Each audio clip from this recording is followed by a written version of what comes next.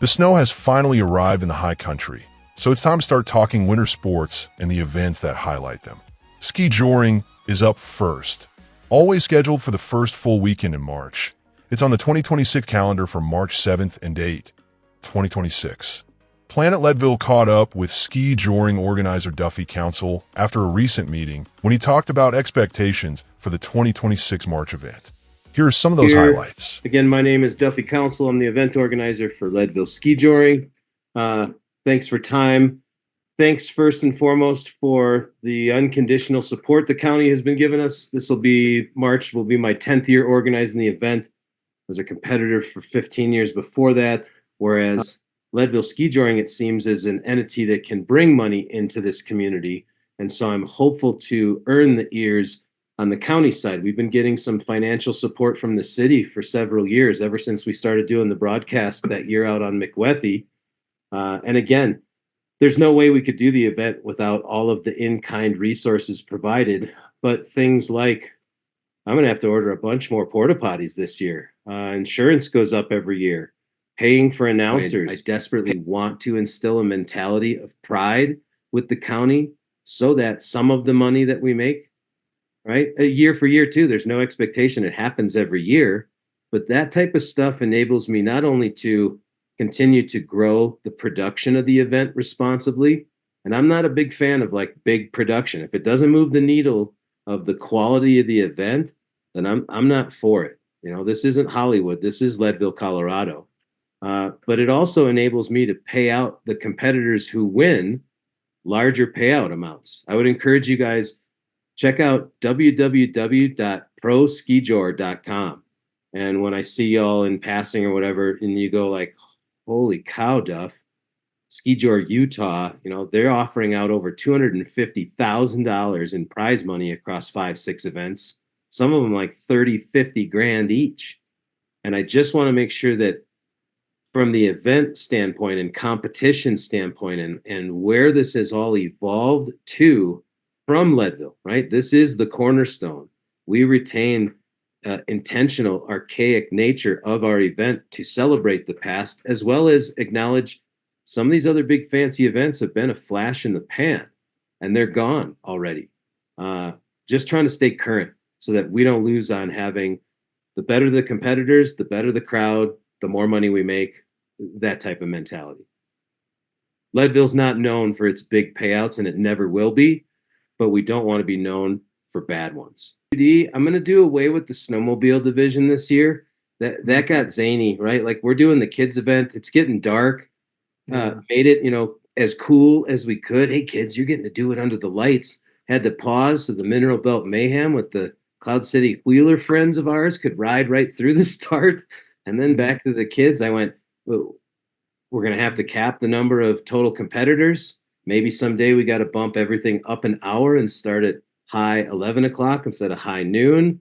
You know, we're constantly looking at those kind of things to how can we get the biggest bang for the buck without losing control, quite frankly. And it's close. And I'm hopeful to instill a mentality with the county of, hey, this event is generating significant revenue, not only for the businesses that we seek to help, but I know there's a big amount of sales tax dollars that come in. And I'm confident that between the finance staff of both the city and the county, someone is going to be able to someday to report back to me, hey, here's what that event brings us. Round numbers. Look back last year. What's an average weekend look like in March? What's the Ski Jor weekend look like? Or deduce simple numbers. And the reason I'm so insistent on that is ski jorers are strivers. You know, we strive to do our best every time we go out and compete. You know, the event organizing is a bit of a competition, between me and all these other awesome event organizers. And we need that. We need that feedback to know what kind of a difference are we making. We know it from the businesses, and I could go to Treeline just as an example and say, hey, what'd you do the weekend before? What'd you do that weekend? What'd you do the weekend next? And come up with a percentage and make probably an inaccurate deduction that the county and the city sales tax dollar mirrors that. So I'm asking for, I'm not trying to like insist or be a bully at all, but I'm hopeful that there's some motivation there. Like, look at the amount of work these guys put in. The least that we can do is give them some type of a metric of how they're doing, so that if next year's not as big, we can say, all right, what kind of things can we do different and change? So please, somebody help us out and figure out, what does that event bring into our community from a sales tax dollars standpoint? I'd like some help from the county commissioners or anybody on staff. The Lions Club is struggling once again. Nothing scary, but they're getting older faster than they're getting younger. And John and Cheryl Wells stepped down from the Lions organization this year to pursue more full-time retirement and living elsewhere. And Connie Yant has said she'll pick up where they left off, but she's like, Duff, I can't do all this. And so I'm curious, is it the Cloud City Mountain Sports? Is it the EDC? Is it Build a Generation?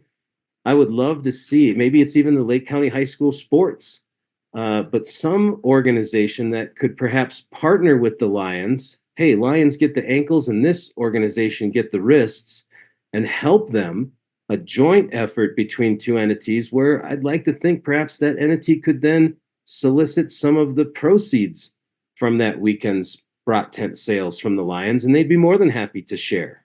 So I'm sorry to give you a little homework, but know a couple of you personally. If you can reach out to me with, hey, I got some ideas on who might be a good organization that could partner with the Lions Club to help with that brought tent. I'd hate to see that go away. Kind of in that vein as well, it was brought up at City Council, and some other folks mentioned, like, Duff, spectators can't get food quick enough. There's some services that maybe we can improve. So I solicited all the food trucks in town, even out to Twin Lakes. A lot of them don't move for very good reason. Some of them said, like, absolutely not. I do not want anything to do with ski joring weekend. But the brave include the Taco Bus, El Mexicano, and Hotheads Chicken, and the Lowbrow Dudes. And so we'll figure out, I'm hopeful, in a similar fashion to how it was done Boom Days, and see if we can get a couple of food trucks on the avenue to help take some of the load off of the restaurants, but also, what's most important, keep that money here. I get a lot of requests from a lot of vendors wanting to set up shop, clothing, food, coffee, booze, you name it. And the answer is always no. We don't allow vendors on the avenue for ski joring, as that is counterproductive to the whole reason why we do the event. Parks and Recreation, I wanted to just kind of throw out there. I heard from somebody in conversations, Parks and Pros, Parks, Recreation, and Open Space now wants to charge you guys for use of the fairgrounds. We're absolutely not even willing to discuss that. That's use of a community asset that wouldn't otherwise be used during a weekend that benefits this community.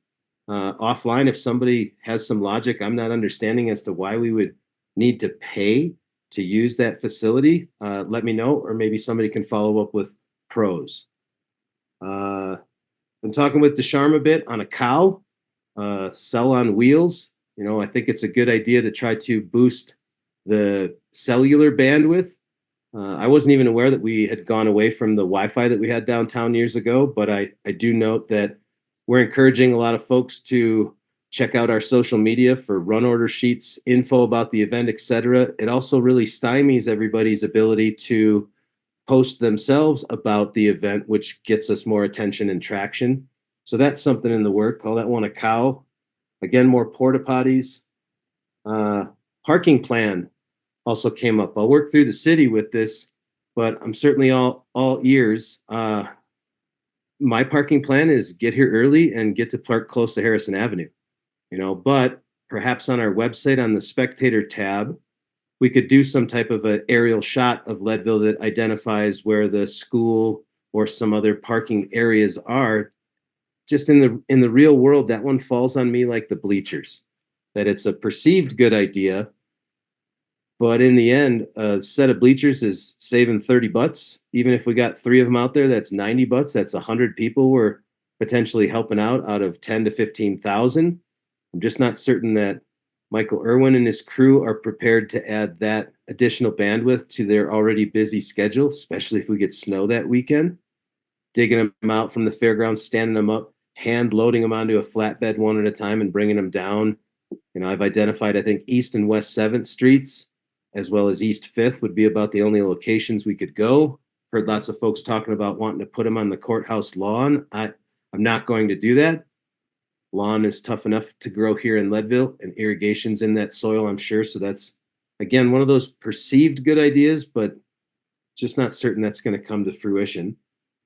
I think, again, most importantly, guys, is the financing side of things.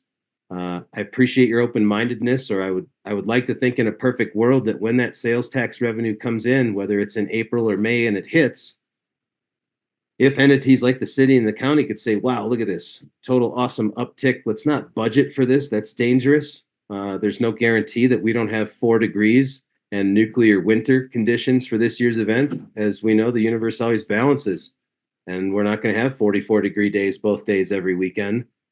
But once that windfall rolls in, I would love to see a mentality of, hey, let's invest in the future of this event and take a small piece of this. Guys, I'm talking like a $5,000 ballpark, a piece of this windfall sales tax revenue, and put it back towards the very event that is continuing to generate these numbers for us. I think that's all the hot air that I got. Are there any questions? I had 2 porta potties for years. Last year was the first time, like, hey, you know what? We'll get 4 more, put them in the courthouse parking lot there on the north side off 6th Street. Great. Not even close. Like, I probably got to go a dozen this year and put them on both sides of the sidewalks. It's just a couple of examples of costs, and production costs seemingly continue to keep going up, as well as things like we had to buy a trailer when the building that sat at 123 East 5th now is a gravel parking lot for Lifetime. Totally fine. No hard feelings there. We had to buy a trailer to house all our stuff. It cost us $7,000. At some point, I'm going to have to replace all of the event fencing up and down Harrison Avenue. That's going to come at a one-time significant cost, or announcer stand, or, it reminds me, here's an idea, maybe in year 1, it's a good crawl, walk, run approach. Jason Dahl and I every year meet at Copper on Thursday afternoon. We get permission from the resort. I've been there 25 years, so that's easy enough. And we put as many barricades as we can onto a Big Tex flatbed trailer and strap them all down, drive them up, line the avenue to make the fence stand up better and look smarter, so it's not just the street signs and stoplights and signposts we're using. 40 or so barricades, and then have to take them back down and drop them off again on Monday. I would love to say, hey, county, who knows, maybe even Boom Days or a Lifetime is in on something like this. I want you to buy 100 barricades. Even 50 barricades at $100 a piece, call it round numbers, $5,000. Let us know what contribution you'd like from Ski Joring towards it. I'd like to think we could maybe even go halvesies, and then you keep them. They're yours. We just use them for 2 days every year. And if you want to rent them out to other organizations, I would obviously be a fan of not charging Boom Days for them. But if it's Lifetime or it's other events, they're your barricades that you got at half the cost that we just get to use. And those are the kinds of partnerships I want to explore to see how do we find some of these win-wins.